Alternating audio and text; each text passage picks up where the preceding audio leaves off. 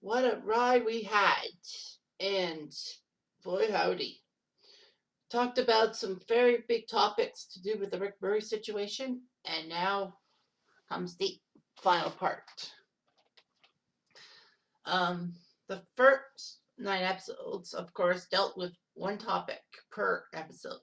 The first episode was how we got here, how Rick and Terry actually changed the landscape in season 3.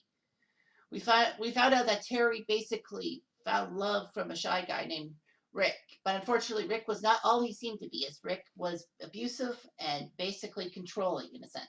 He hits Terry. He ends up losing Terry, and then for some reason, Terry decides to go back with Rick. But that was just because she was invited to a road trip with Paige and Spinner, with alongside Jimmy and Hazel. So Terry didn't want to be alone, so she decides to get Rick. Everyone's concerned about her, and basically want Terry to dump Rick off. Paige makes an insult towards Rick. Rick walks off, and then Terry decides to walk towards Rick. Rick basically accuses Terry of listening to Paige because Paige is toxic. Unfortunately for Rick, he slams her head against a rock by accident. He has blood in his hands. Terry's in a coma. Rick runs off when Spinner and Paige find Terry, and basically they all want to go after Rick and all that. Rick leaves the school. I guess he told his parents something.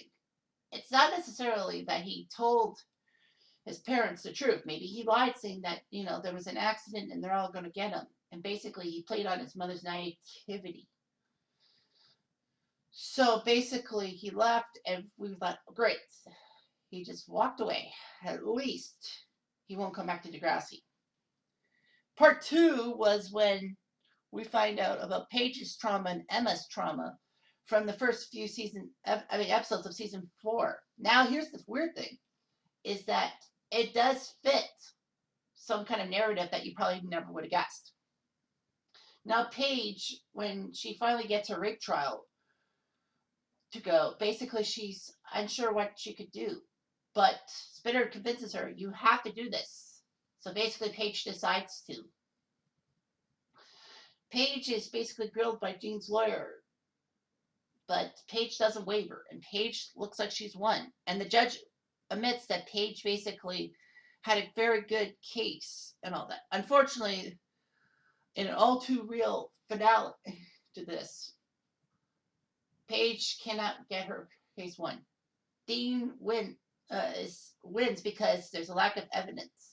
Although it's weird, it's like, didn't Miss Sove put some case notes into something and basically made it evidence? Could that not have been admissible to court? So anyway, it's too real. Like, that rape victims sometimes don't get their justice served. They don't get their justice. And it's true in 2020, although not as much as 2004, but yeah. So basically, Paige decides to take revenge on Dean by smashing Spinner's car into Dean's car. Spinner gets arrested and all that. Spinner said he would take the rap for Paige, but Paige admits that she has to take responsibility and decides to tell the cops everything. It basically tells Dean that I'm going to do something great. I'm going to confess. That's what good people do when they do something bad. And basically, Paige loses her license. Excuse me. She's on probation for about a year. Does a lot of community service. But Paige and Spinner stayed together. Now, the reason why this is big is because, Paige has to deal with Dean, and now she has to deal with Rick coming back into her life. Inadvertently, of course, but, Rick, indirectly, sorry. And then Rick, coming back. And Emma, after realizing that she had a bad breakup with Chris and still thinks about Chris, is upset that Liberty wants to go after Chris. She's a bit miffed, and she may have overreacted, and I think she did. But I mean, like, Emma basically was being a little selfish, and it cost her dearly, as Manny told Liberty about Emma's plan, and both of them decided to walk out on Emma. Emma has no friends, and so basically she's right for the picking. Which leads us to Mercy Street, which was in Chapter 3. The episode that changed a lot of things, and not because of JT's penis pump, mind you.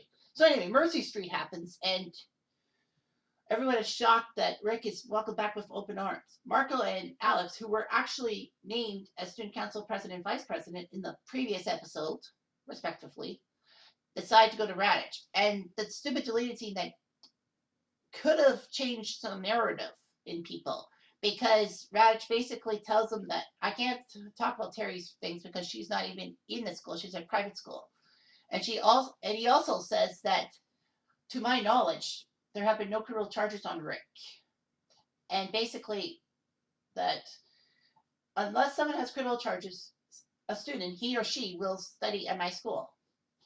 Alex brings up the point that Raj is probably doing it for the GPA, which kind of makes sense because in the season premiere, when Craig and Ashley are talking, you could hear in the background Armstrong and Raj talking about the budget and all that. Maybe Raj needed a better GPA for more money. I don't know. It's kind of sickening in a sense that he has to stoop to that level to get funding. But anyway, Marco and Alex don't like it and basically just walk away unpleased. Now, that would have changed the perception because when we see it first run, we're like, well, Raj doesn't even give a crap about the students. But at least he would get a little bit more credibility. I mean, his hands were tied. And the incident happened outside school and no criminal charges. And as I said in one of the videos in my Degrassi playlist, that it would have been hard because they would have basically tried to nitpick the whole situation. And basically, Rick would have probably went out because Terry might have had memory loss from this incident. So basically, Emma decides to take it upon herself to get this creep out of Degrassi. Raj basically says, stay out of it. This isn't one of your stupid crusades. And of course, that leads to the fact that Raj is still pissed off that Emma undermined him in season 2. He still has that basic thinking that no student is to challenge the authority. So basically, Emma agrees to help Paige get rid of Rick. Rick actually is happy because now no one can touch him. But that's at school. Inside school, outside school, he gets picked on. And Emma pushes him out the door. They do an orange ribbon campaign to deal with domestic violence. And it's a safe, complicated process. So basically, they're doing the right thing. Rick gets pushed around at school. Like, he doesn't get hit. He just gets pushed around and basically blocked from people. Emma and Paige are happy. And then Rick finds Emma and decides to give Emma a big check. Emma at first is hesitant, saying that you can't buy forgiveness. But basically, when she looks at the amount of more than $500, it's like, wow, more than $500 in 2004, that's a lot. I think it's like, what, $600, $700 in $2020? But anyway, Alex rips them both a new one, Emma and Rick, basically saying that, Rick, what are you doing? Emma wants to check, saying that this could help domestic violence victims, and you don't know anything about it. Unfortunately for Emma, she didn't know, and you can't blame Emma for not knowing that Alex was affected by this. So basically, Alex says that, do you have to stand by your mom who's been abused, by her boyfriends who try to help her out, have to live in women's shelters? No. Well, fair point. So basically, Alex tells Paige tells Emma to basically stop being sympathetic. Emma's like, I'm not being sympathetic. Watch. And of course, you could probably guess that Emma is so desperate for being in a social circle. She's not in Liberty and Manny's circle. So basically, she has to figure something out. So basically, Rick gets punched out by Spinner and Jay. Alex wants to rip Rick a new one. Emma saves the day, but Paige and her clique think that it's hypocritical and basically oust her from everything, saying that she's just not that type of girl. Emma tells Rick that she did it because it was the right thing to do, and says that everyone at Degrassi doesn't want you around. Rick is positive, saying that they will. Now, of course, as I said, I think Rick probably thought that Emma might have been weakened, and basically Emma might have went with the clique. And then Chapter 4 was when Rick befriends Toby. and all that, how that went out. And basically, Rick gets his kiss from Emma's innocent kiss on the cheek for him and Toby. But Toby easily wins because a psycho loses to a geek every time. But Toby decides to pay $5 to Darcy to kiss Rick. Toby realizes that a blowout win isn't anything if Rick doesn't get anything out of it. Unfortunately, Rick gets some kind of confidence and all that. Toby's plan is ruined, and Jay basically puts Toby in a locker. I mean, I don't know what would have happened if Toby hadn't paid Darcy the kiss, because now Rick kissed Darcy, and basically Rick now has confidence to go after Emma. But obviously he didn't tell Toby, because Toby might have had an inkling, told Emma. And then comes Time Stands Still in Chapter 5. Yes, the episode that was groundbreaking and game-breaking at the same fucking time. Rick walks to school. Jimmy and Spinner put him in a dumpster. Rick comes back with spray cans. I originally thought that in the dumpster he found spray cans and did the circle with the X, but there's nothing that suggests that that happened. He may have bought some spray cans at the end of the day or something just before he got to school. So basically he circled X to their cars, making the bullies mad and want revenge on them. Jimmy gets put on the Wacky Brain team because of Heather St. Clair's motto. Rick doesn't want to be part of a team with his tormentor, Jimmy. They try to get him to talk to Simpson, but he won't balks. He decides to go to Raditch. Unfortunately, that didn't go over so well. But it was Rick's fault just as much as Raditch's, because Ricky was not straightforward. If Ricky was straightforward, I think things would have been done. So that sets a narrative for something. Unfortunately, the bullies find out and want to destroy him. Sean basically tells Jay that you can't do anything to Raditch because Raditch is going to want to know things, and basically they're going to incriminate themselves. So basically they're like, we got to plan something. And of course, the people, Spinner, Jay, and Alex are terrible. Their dander gets lit. They get more dander as Jimmy actually switches sides, as Toby and Rick convince them that basically this has gone longer than it should have. And basically Rick ain't going anywhere. So Rick basically is in a state of mind that, well, he's got Jimmy. And Jimmy stands up for Rick. And the bullies are upset. And of course Rick flashes the sign that gets him incriminating. So basically now the bullies have to step up their game. They do with the painted feathers. They decide to talk to Rick alone without Jimmy and basically say that everything is cool and then basically give Rick the false sense of hope. So basically Rick tells himself everything's fine, but Spinner and Jay are setting up the prank. So Rick gets painted feathered. Rick, of course, also did some creepy advances to Emma, and basically, things happen. So basically, Rick is all by himself on a lonely island, if you will. As Emma blows off his kiss, saying that I protected you, get a clue. And then, of course, Rick finds his dad's handgun, and slowly wants to go towards Paige. Paige calms him down, inadvertently, of course, because Paige didn't know that he had a gun. But Rick decides to brush everything off, saying, oh my gosh, something bad's happened. So basically, he decides to clean him up in the bathroom, and then he hides in the stall. Why would he hide in the stall? It just doesn't make sense. Question mark. But anyway, Spinner and Jay come into the bathroom, and basically, Spinner's like, oh no, Raditch knows about everything. Now, of course, this was the other deleted scene that stupidly was left out, because it would have changed everyone's perception. Because without the deleted scene, Spinner and Jay walk in easily, as Spinner had actually confessed everything to Jimmy and actually was smirking about it, and they had a literal fight. Jay basically said that Jimmy set the whole thing up being a good inside man and all that, and Spinner played along with it, and Rick feels betrayed. But the truth of the matter of Spinner's statement, Raditch knows, is that in the deleted scene, he mocked Rick. He gets told to meet Raditch at 3:30 for an important talk, and Rick is talked to by Raditch. Snake thinks that Raditch is blowing everything off, especially when Raditch says that this isn't preschool and make friends is not part of the curriculum. Oh, smooth move, Raditch. So anyway, yeah, So basically, Rick shoots Jimmy. Jimmy is in trouble, and then all of a freaking sudden, um, he finds Emma. Emma, Toby, and Sean end up walking towards Rick, and then Rick decides to try to destroy Emma for leading him along. Sean does what a police officer should be doing, try to calm down the suspect. And Rick says it's too late, I already shot someone, and is ready to shoot Emma, but Sean and him struggle for the gun. Gun goes off. What happened? Through a series of events, we know that Sean has a cast on. It's like, okay, maybe the gun shot hit Sean in the shoulder. But where's Rick?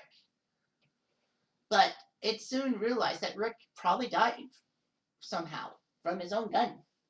And of course, Toby tries to realize what the hell his friend just did. And then Snake and Spike come for Emma in the immediate room. Radich has the audacity to come into it, saying that, Snake, we need to get warning signs and all that. I think the police put him up to it. I think Snake would have done it for the police, but not for Radich, because, Snake blew off at Radich saying that, yeah, right, your hindsight now works. How come it didn't work? And Radich says, I have 700 students to worry about. How was I supposed to know someone was going to overreact to paint? Like Radich has a point about the gun. So basically, Snake ends up tearing Radich a new one, but Spike stops the argument. Basically, Snake takes responsibility, saying that we all failed Rick, in a sense. Hazel finds out that Jimmy got shot through Miss Sauve, and basically, all that. Spinner finds out Jimmy got shot. And then Spinner realizes that when they played the thing on Rick to blame Jimmy, they basically, that he had a gun. Oh my God, my best friend could have died. I have to tell someone. Jay tells him and Alex to shut up. So basically, yeah, time stands still, just came out. And of course, I talked about the Joey storyline too, because, Craig ended up going to school to avoid Joey because Joey was being childish. But Joey admits that Craig was right the whole time. And then chapter 6 was Back in Black, where we basically saw the aftermath on the Monday after. It's like, the school's open? Well, it's open to students to do guidance, counseling, and to work on projects without a school, without classroom thing, and without punishment, because, actual classes wouldn't start. So basically, Sean relishes being a hero. Snake talks to Toby and Craig about the responsibility about Rick. He also talks to Sean about how things are going. Emma bursts into the meeting room saying that she can't handle the students because now the word is out because she nearly got shot to death, and then she thanks Sean. Sean goes to Wasaka Beach with Jay, Ellie, and Emma to confront his parents because his parents made some comments and Sean thought they were bullshitting. And then Sean ends up finding out that the kid he deafened, Tyler, is back in his life. So basically, Sean admits to the insult with Tyler. Sean ends up taking a jet ski and basically jumping off the jet ski and all that. Ellie tries to get him to open up his feelings, but Sean says, no, I'm not opening up about my feelings. Sean ends up admitting his faults to his parents, basically saying that I killed the kid and all that. And that leads me to believe that Sean is spooked about how the police are going to react to this. But I think the police would have known that Sean was just trying to do his job to save a kid. So Sean stays at Wasaka Beach because of his PTSD and all that. Toby also has PTSD, but that was not really given credence. I don't know why. But anyway, Toby is insulted by JT over the fact that he was Rick's only friend. Manny finds out from Toby about Toby's feelings and then basically rips JT a new one. JT and Manny go to the visitation of Rick to comfort Toby and Mrs. Murray. Mrs. Murray seems to be a little bit oblivious and all that. So yeah, that was hard to swallow in a sense. And then you got yourself part 7 was when we found out about Radich's major aftermath. I know there were a lot of characters that had major aftermaths, but I will link to the video, the one that I did about the Degrassi aftermaths and all that, if you want more in-depth knowledge. So basically, Radich, and I talked about his background, and I talked about how he was not really that great of a guy in a sense, and how his mistakes handling Rick led to a lot of fallout, especially from Dracula, Liberty, and JT know that they have to talk to Raj some sense into him. And I said that Raj should have learned that when Cole Tanner died, they were doing some kind of fun cavalcade or whatever it is. And then basically he worked with the students to try to settle the situation. And Spike said that we should put on the play, but we should make sure that it's a benefit for suicidal teens. And it worked. Him not working with Liberty and JT was costly and all that. And basically, Raj took it as an insult that someone would insult him. And the drama club refused to do it because they felt like they were going to be expelled. So that shows you how much they feared Radich. Sadly, though, Radich, that was his last stand, and the school board reassigns him. They don't fire him, they reassign him. And to me, that's like, how the hell can you reassign this guy? Now, there were a couple of variables in a sense. One is that as bad as Radich was handling Rick and all that, there were a lot of things that actually worked in Radich's favor, especially with Rick not being as straightforward and all that. And basically, Radich would have testified that if Rick was straightforward, he would have taken him more seriously. And two is that this is 2004 when it was like created. Well, the episode was created in like 2004. So basically, things have changed in 15 years. Although there have been a few cases that have really been bad towards authority in real life. I talk about Devin Selvey, of course. But anyway, Radich is basically sent off and all that. Obviously, he's not going to tell the students why he was sent off. If I were him, I would have just apologized, saying that I feel bad for betraying the students and all that. And I mean, like, even if he got fired with the fact that he got Spinner to confess and all that, that would have been a decent send-off. He got a good send-off, but it could have been better. Then chapter 8, I talk about Emma's downfall. Basically that, Emma seemed fine and all that, but then Secret comes and we learn that Emma's become zombie Emma. Of course, Emma had the trauma in season 4 of having the gun pointed at her by Rick. But of course, Emma's social circle suffered because no Manny and Liberty to help her out, and Paige's clique basically didn't want anything to do with Emma. And of course, it raises the question that if it wasn't for Sean, or maybe even Toby in a sense, would Emma have been alive? And would Emma's death, if she had died, would people be affected by it? Would the student body just care or not care? But anyway, that's neither here or there. So basically, Emma finds out through Jay about sexual favors, and basically that gets her confidence up, even though that it's in the wrong sense.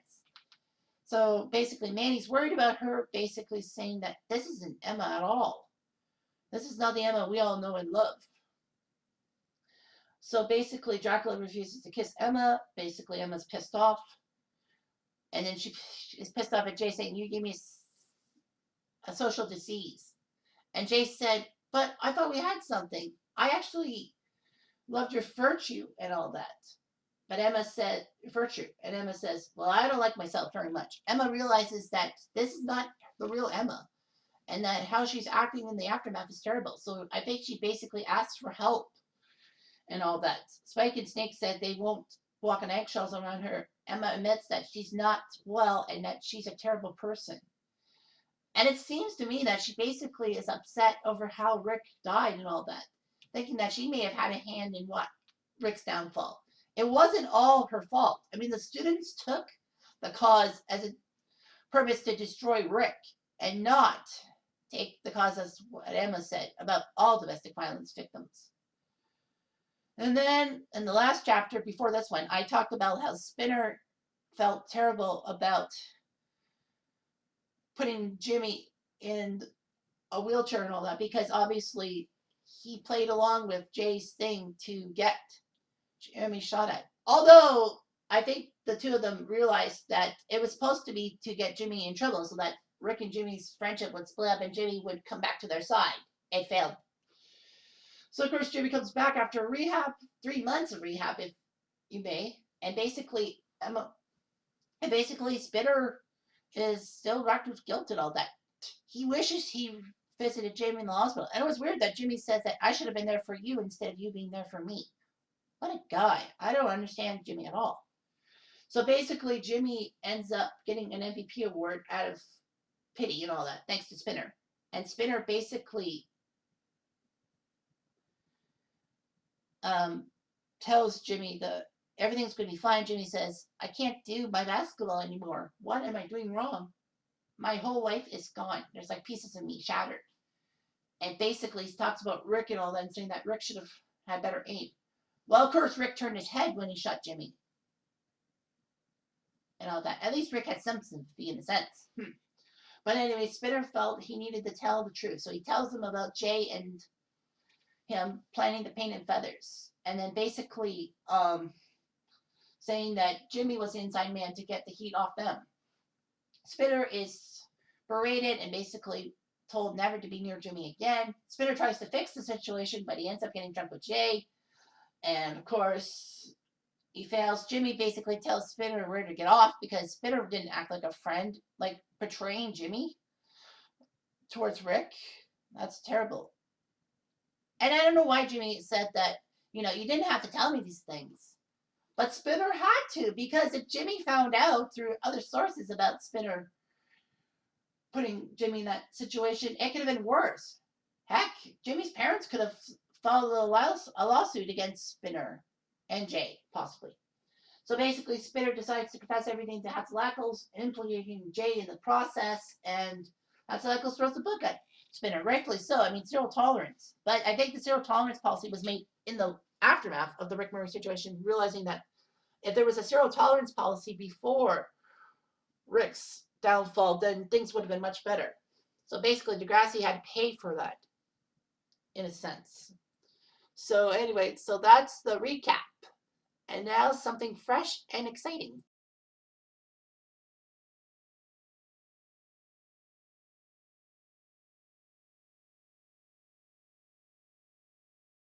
So I decided to make something else special. It's not just a recap of what we should learn from this, but basically I decided to rank the characters who were the major characters who were involved in this timeline from good to bad.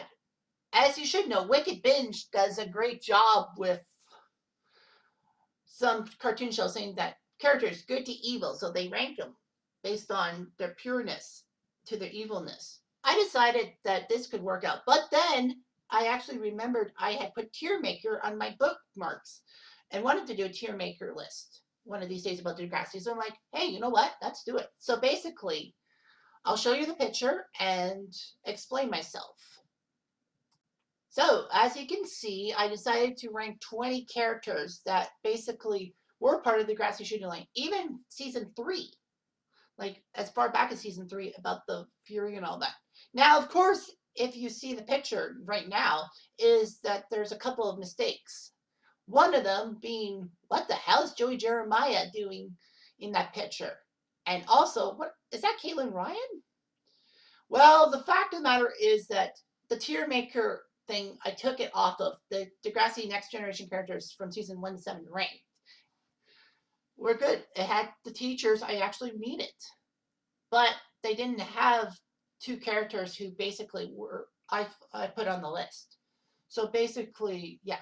And a footnote is that I know I screwed up by not involving Craig in this because Craig also had a bit part to play with this. Like he was the one who ended up seeing Jimmy's body after he got shot and all that. I feel terrible and all that, but like Craig had all that trauma on that and I didn't act on it. So anyway, I will go through the list from best tier to worst tier.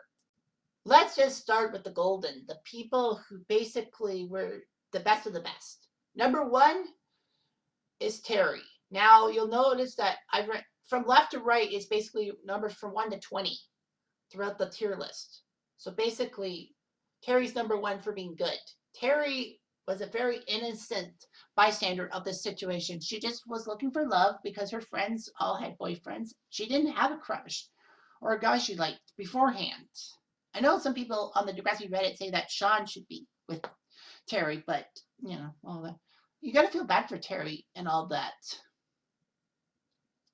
So Terry decides to be with Rick, and basically she gets hit hard. She wants to forgive Rick for everything, but it's hard sometimes. But after realizing she should be on the road trip with some guy, she decides to go with Rick. Why? I don't know. But anyway, Terry's the golden one in this because, she was innocent. She was in a coma. She went to a private school. Basically, she didn't deserve this. Oh, and Nugget, as I always say in the videos, is that Terry, aka Christina Schmidt, actually went to my high school. Yes, she's an alumnus of Waterloo Oxford District Secondary School in Baden, Ontario, which is about an hour southwest of Kitchener. So basically, she went to the same high school I was at. And heck, we went to high school almost at the same time. I graduated in 2003. I think she graduated a year after me. So anyway, second is not Joey. That would be Mr. McGregor, Terry's dad. Terry's dad would basically be the one because he had to care for his daughter and all that. I know he blew off at Spinner and Page because of what ended up happening to his daughter, and that Spinner and Page didn't tell him about things, but he admitted that he was out of line and basically, wants to help Terry. Next up is Toby. Obviously, Toby would be part of this group because Toby basically ended up being Rick's friend. I know that Toby had knowledge about Rick being a psycho and all that, but I think Toby found some good in Rick. And, they had that nice kissing bet. And they were both geeks and like Dungeons and Dragons and all that shit. Well, role-playing dice. And basically, yeah, it was a great time for Toby. I know that Toby was evil in a sense for paying Darcy that $5 to kiss Rick. But, Toby was trying to help out. And with the fact that JT was deserting Toby for Libby's brother, Danny, brought him to a lot of sympathetic things. And basically, you got to also realize that, JT, and I forgot to put JT on this list, but I didn't think JT deserved a mention. That JT realized how bad he was towards Toby and basically said that it should never have happened. I'm sorry. And then you get Hazel. Hazel, of course, innocent because, she was Jimmy's girlfriend and basically they were a power couple in a sense. It's not because of the obvious, being the skin color, but it's because, they had great chemistry and all that. Unfortunately, Hazel had to learn the hard way through Miss Sauve about Jimmy being shot, and Hazel was there for Jimmy for a long time before season 5 when she basically thinks that Jimmy has a crush on Ellie and basically walks away from him. I don't know why.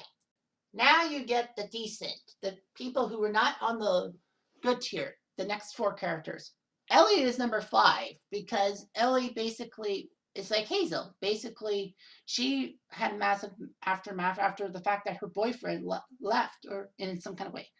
Ellie, was Sean's main squeeze, and basically they were good together. They lived together because of Ellie being hurt by her mother's alcoholism and Sean being emancipated in a sense because he wanted to stay at Degrassi instead of moving to Alberta like his brother. So basically, Ellie is a good person and all that. She's sweet and all that, and basically wants to help Sean out. I know Ellie fell off the rails a little bit after Sean decides to stay at Wasaga because of his PTSD instead of being with her. But Ellie is a great person. I know that she got back together with her mom thanks to Alex, which is kind of strange and all that. But, yeah. Next is Hatzalakos. Hatzalakos. Well, here's the thing, and I'll warn you guys. There were so many very good characters in the green zone that it was hard to rank them. So basically, you'll be probably pissed off about some good characters being in the middle. But that's just how much the gap between good and evil was. So Hatzalakos basically came in as principal after Radich completely botched everything and was doing the best she did. She actually did great for the students and all that. She was there for the students. She was younger and she knew the students' problems. So basically, she greenlights Dracula again and basically does well.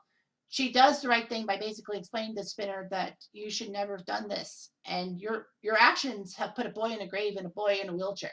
I mean, boy in a wheelchair, fair enough, but boy in a grave, she blames Spinner for that. It just doesn't make sense. Obviously, Hatzalakos knew through the secondhand talking of the students and all that. She has no choice but to throw the book at Spinner and Jay. She does a very good job. I mean, she does allow Spinner to try to talk to her about stuff and all that, even though Spinner is technically expelled. But, she lets Spinner back in. She would have let Jay back in, but Jay didn't want to come back. Next is Marco. As student council president, I feel that he probably didn't do a lot to try to quell the students' comms and all that. I know you can probably put like Craig. I would probably have put Craig in Marco's spot in a sense. But yeah, Marco, all that. And of course, Simpson is next on the list. Simpson, did some wrong, and he admitted he did wrong by basically admitting his faults. That he didn't take things seriously as much as he should have. But, at least he took some responsibility trying to fix things and trying to get Radish to have some accountability and all that. It's all about accountability. But, Snake and Radish shook hands at Radish's thing, saying that no hard feelings. And I feel like Snake, if he had to testify at a meeting towards Radish, he would have said that, he did wrong, but at least he's trying, in a sense. That kind of doesn't make sense and all that. And of course, Snake, was upset that his stepdaughter nearly died at the hands of the gunman. It would have been real cash if basically Radish's mishandled the situation led to Snake's stepdaughter dying. That would have been messy. Next becomes the middle of the pack. And number 9 is Manny and number 10 is Liberty. Although you could say that it's a tie for 9th. Manny and Liberty basically broke off from Emma because of Emma's stupidity and all that. I'm not defending Emma's actions towards what she wanted to do when the fact Liberty was attracted to Chris. But the fact of the matter is that Manny and Liberty were not really there for Emma when she needed it the most. But in fairness, they both had a good move in the aftermath. I mean, Manny was trying to convince Emma that she's not herself, and basically the shooting has taken something away from Emma. And Liberty, was trying to destroy, not really trying to destroy Radish. She was trying to get Radish to understand that the students have a voice and that he doesn't have to be so mean. So that. Next is Sean at number 11. I feel that Sean basically had a few evil moments in this. Basically, Sean convinced Jay, Spinner, and Alex to basically go after Rick without letting Radish know about things. I mean, Sean didn't anticipate Jay overreacting and basically trying to destroy Rick once and for all. But, all that. And Sean did save Emma's life and all that. Thanks to his try to calm demeanor, saying that, he had troubles and all that, and that they can talk through it. But of course, Rick doesn't believe in Sean's stuff. So then, he goes to Wasaga Beach to deal with his parents, and then finds out his PTSD has manifested himself, and he feels so angry at himself for shooting the kid, that being Rick and all that. I mean, you can't blame Sean because he was doing in self-defense, and I think the police would never have ruined Sean's life. If they had, then the police would have tracked Sean back to Wasaga Beach. And number 12 is not that person. Number 12 would be Mrs. Murray. Sweet, innocent, naive Mrs. Murray. I feel like she basically was the only good parent towards Rick. That Rick's dad was a traveling salesman and wasn't really there for Rick. Now that she was the glue that held that family together. And basically, she seemed blissfully ignorant. The way she probably was reacting towards when Spinner wanted to punch Rick out after finding Rick and saying, why isn't your body at the hospital? Your girlfriend's in a coma. She said, maybe Rick had lied to the student body. Maybe Rick had lied to his mom saying that, it's just something less powerful. I feel like Mrs. Murray basically was naive and all that. I know she basically was the one who told Rick to go to another school and all that. But, Rick being macho and all that said that it's okay. Everything will be fine. I feel like her performance after the funeral, it was hard. And I figured that she was basically shat on by a lot of people. She didn't get a lot of answers. She probably couldn't get retribution in a sense because her son was a school shooter. And the thinking of the police is that basically you're linked to the school shooter, so basically you get nothing. So that happens. So now we get to the close to evil process. And basically the people who were close to being in the evil tier but just missed out. Paige I know you'd be surprised at number 13. Technically number 13. She's that one. Well, here's the reason. Now, Paige, of course, was on the good side because of what ended up happening to the fact that she felt angry towards Rick and all that. And of course, Paige was in the wrong mindset because of how Dean got off scot free with raping him. But the problem is for Paige is that basically she used her queen bee advantages to try to change students' perceptions of people, especially Emma. Basically, Paige wanted justice and get Rick out of the school. So she decides to get Emma on board because Emma is the cause girl and would do everything in her power to fix things. So basically, Paige is happy with the result, but then she's upset that Emma might be falling for Rick, not in love with Rick, but falling for his sympathy. So basically, yeah, she's angry that Emma would basically protect Rick at all, and basically cuts her out of the clique. It's not hard to say that maybe Paige basically spread vicious stuff about Emma because of how Emma seemed to be perceived as being hypocritical. Unfortunately for Paige, that wasn't the whole case. But I kind of feel that Paige's gossip and all that may have ruined Emma and led Emma down a dark path.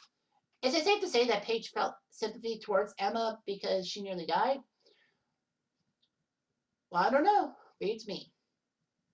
Paige, unfortunately, this would not be the end of her trauma in season 4 because even though she had a relationship with her teacher, which was wrong, she was not in the right frame of mind. I mean, after all, she got raped. She got her rape case thrown out, unfortunately, due to lack of evidence. She had a blow off with Spinner. She basically had Rick to deal with, and then Mr. O. She was not in the right frame of mind.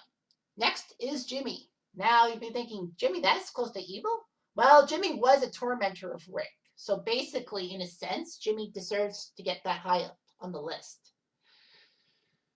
And of course, I couldn't put a mass shot of students in at them being good to evil and all that because, this is an individualistic list, if you will. So basically, Jimmy ends up tormenting Rick. I mean, Jimmy had the right idea, but Jimmy and Spinner basically put Rick in the dumpster, and that started Rick's downfall in a sense. Jimmy is put on the quiz team because of Hannah Sinclair's mono, because of Snake needing somebody and asking Jimmy a few questions like the 3 longest rivers in order and who won the most NBA championships. Obviously, the Boston Celtics with 18, I think 17 or 18. I can't remember how many they've won past 86. I think 2008 and 2009. I think 18. But anyway, regardless, so Jimmy basically had things going for him and basically all that. And of course, Jimmy is talked to by Rick that he should be sympathized towards Rick. Jimmy decides to protect Rick in front of the bullies, and that was harsh. Jimmy, of course, was victimized because Spinner and Jay basically wanted Rick and Jimmy to stop being friends. And I think it was in a way to punish Jimmy for switching sides. I mean, Jimmy deserved to be mad at Spinner. I don't know if he would have confessed or Radich everything. Who knows? Who cares? But yeah, Jimmy being in the hospital for 3 months and then basically telling Spinner where to get off after learning what Spinner's misdeed was. It still puzzles me why Jimmy would think that way and say that you shouldn't have said anything. But I think Spinner wanted to clear his conscience, Jimmy. You can't blame him for that. Jeez. So anyway, Jimmy ends up being in a wheelchair. He does music and all that. His father doesn't approve of it, but Jimmy basically changes his father's mind on things. And then you got Emma. How could Emma be close to evil, you may ask? Well, in a sense, it's because of the cause. I mean, I know Emma had the right idea with the cause and all that. But when you think about it, it's practically that, Emma used the cause not just because of domestic violence, but as a way to make friends. Because after all, Emma lost Liberty and Manny, although it was Emma's fault why she lost them. So basically, what you got is that Emma screwed up everything. Emma wanted to do the cause and basically, try to fit in somewhere.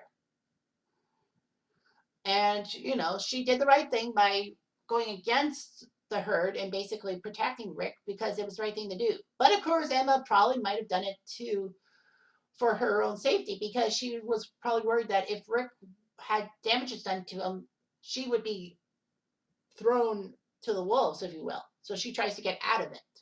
She has to deal with a very obsessive Rick and all that, which isn't good. So yeah, she nearly dies from because the gun was pointed at her. Thankfully, Emma was okay. Emma just had a lot of stress and PTSD that finally manifested itself in secret. And that Emma basically was kissing random guys, giving oral sex to Jay, catching gonorrhea, basically not being herself. I mean, everyone thought that Emma would bounce back.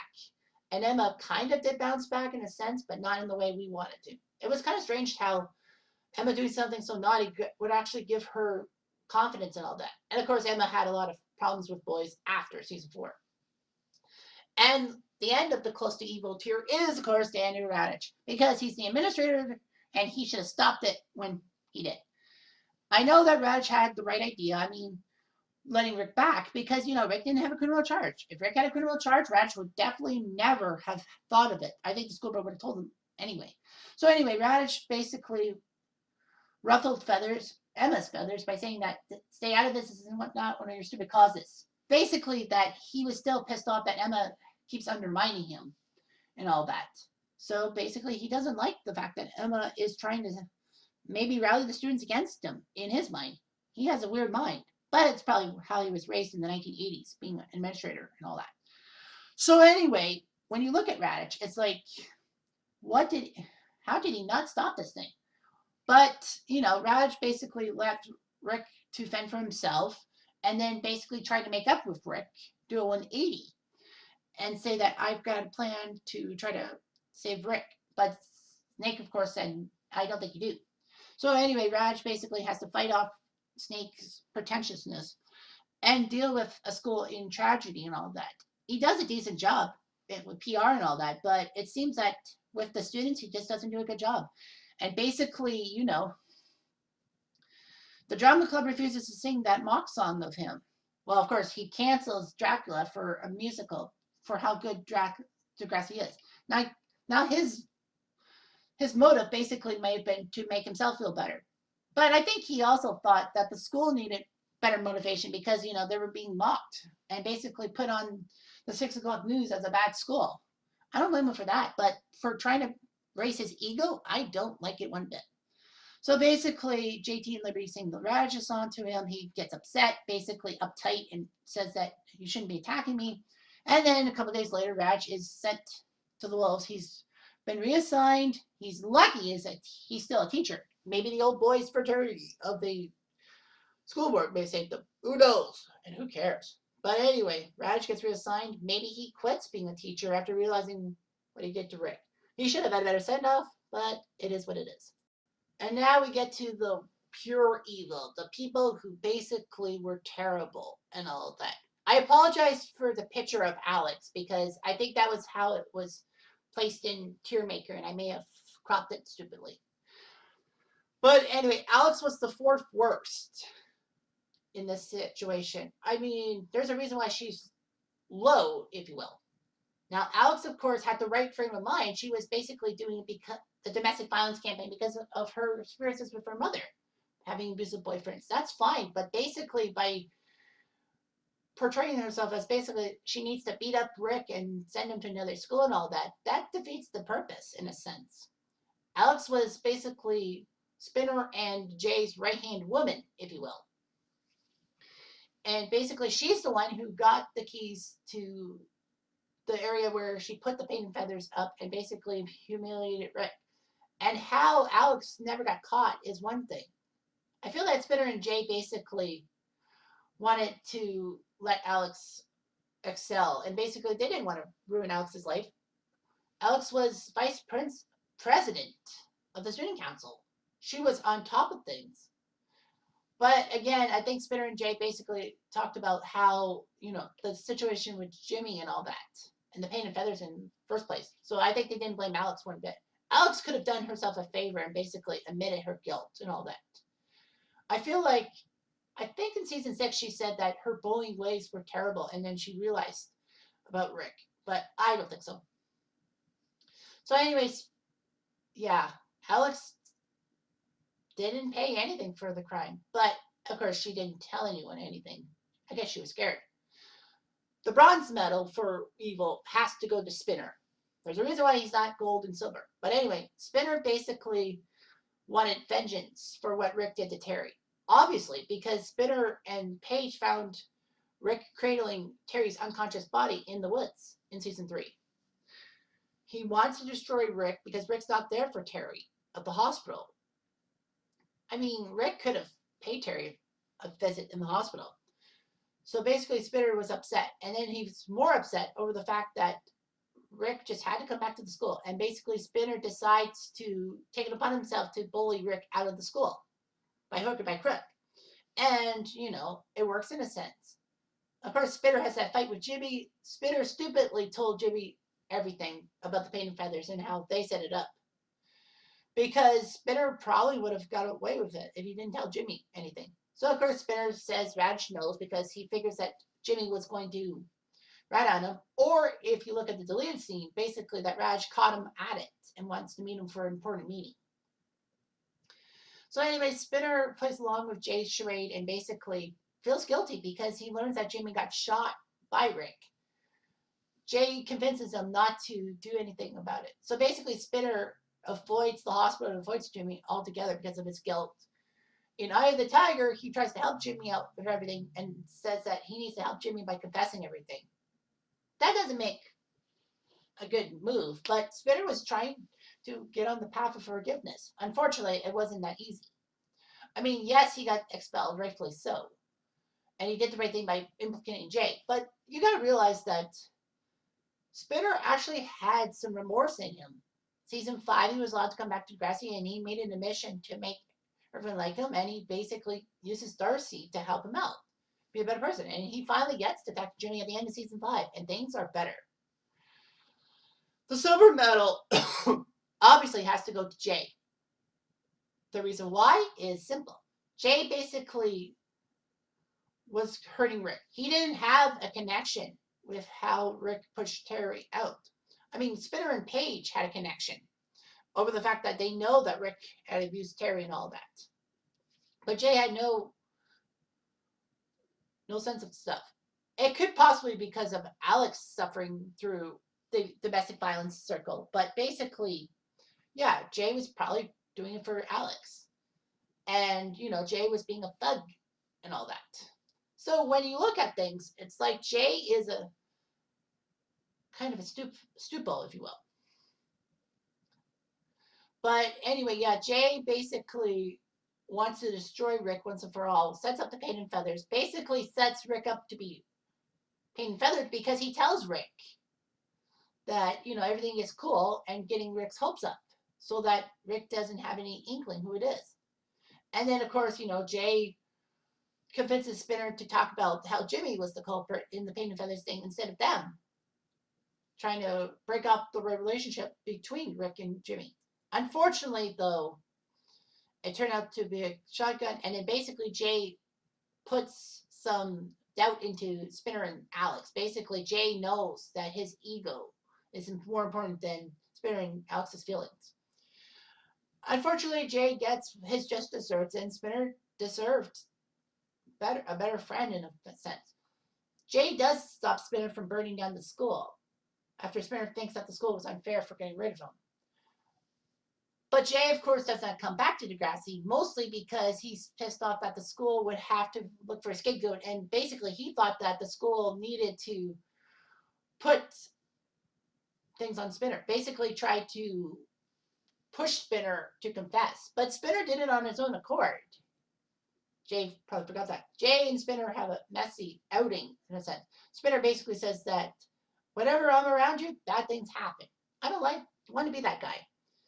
Jay suffers through a lot. He tries to go from bad boy to decent when he dates Manny, but in my mind, he's a jerk. And of course, who else is last on the list? It's Rick, the guy who did it. He shot somebody. He nearly shot somebody else. Of course, if you kill somebody or shoot someone and put them in the hospital, you definitely think he's evil. And he was the most evil. So Rick, of course, after what he did to Terry and all that, he left school and all that thanks to his parents. Rick comes back to the school, no strings attached, although he says he's talking to Miss Ove. Rick does try to apologize and say that, things are better and all that. But Paige in the group didn't believe him and all that. Rick basically gets pushed around by the domestic violence campaign, the ribbon campaign, and basically wants to make it up to Emma and gives money, knowing that Emma probably might take the check and might forgive him. Wrong move. Rick, unfortunately, gets tripped up by Emma, but that was just because Emma was trying to stay in the clique. Rick, I think, had an inkling that Emma was weakened, and Emma was only doing it because Paige put her up to it. Kind of not. So, of course, Rick has attraction for Emma because of how Emma saved him from things and basically cares about him. Although Emma says it in a different way. Rick believes the stories about Emma saying that we need you to get in track with Jimmy, and they do. And Rick wins, in a sense. Of course, Rick basically goes to school being all macho and all that, saying that I can handle the slings and arrows. Well, unfortunately, Rick, that's not completely true. But anyway, yeah, you can't blame Rick for wanting to return to Degrassi. I think he was hoping that he would get shot on and then basically they would stop. But it never stopped. The students never stopped. Of course, Rick, in a sense, got angry and all that. Like, he got painted and feathered. He got embarrassed by Emma in his mind and basically wanted revenge. With a gun, he might have shot himself. But anyway, as it turns out, he brought the gun in school, tried to destroy Paige, but Paige calms him down. He calms down, he washes himself up, saying that it's stupid to bring a gun to the school and all that. But then he gets tricked by Jane Spinner. Not for the first time. And then basically shoots Jimmy, although he had his head turned and could have done more damage if he purposely shot Jimmy. He finds Emma, Sean, and Toby in the hallway, basically wants to shoot Emma for spurning him, and basically gets stopped by Sean, who shoots him and all that. Rick is the real villain. He could have saved himself. He could have saved everybody by basically being more straightforward, by not living lies, by not telling himself lies. That if he knew the reality of the situation, he could have fixed it all by himself, and we wouldn't have to deal with this Columbine-like incident. Although Columbine, there was tons of people shot, whereas there was only 2 people who were shot in this storyline. Jimmy and then Rick, of course. And Rick's probably down in hell, happily thinking that he has stopped everyone in their tracks. And it all works out. But of course, as we should all learn, is that bullying is not okay. No matter what the cause and the effect is, basically, no matter what you do, bullying is not okay to anybody. And basically letting the bullying happen as part of the school administration was terrible. Why would you do that? You just can't do that. And you guys see warning signs. And I know 16 years have passed since those timeline came by, and basically things have gone better. But they haven't been 100% better. Now you can understand why things happened. I've been bullied. I've been an accidental bully in a sense. But, I'm not proud of myself for being a bad person. If I ever was a bad person, it wasn't meant to be that. So anyway, as someone who's been victimized by bullying for many reasons, I can tell you that I never thought about trying to kill my enemies and all that. And besides, in the 1990s, autism wasn't talked about a lot. It was basically frowned upon. And special education cuts have ruined these kids' lives. Rick is obviously the villain. Sympathy towards him would have been much better if he hadn't brought the gun into the school. I know Degrassi did the shooting timeline right, but you know what? It just brought Degrassi into a better lexicon. And a better lexicon, it is. That's why I do a lot of videos on Degrassi, because it's a game-changing Canadian TV show. Goodbye. Thank you for watching my series. And please, be kind to one another.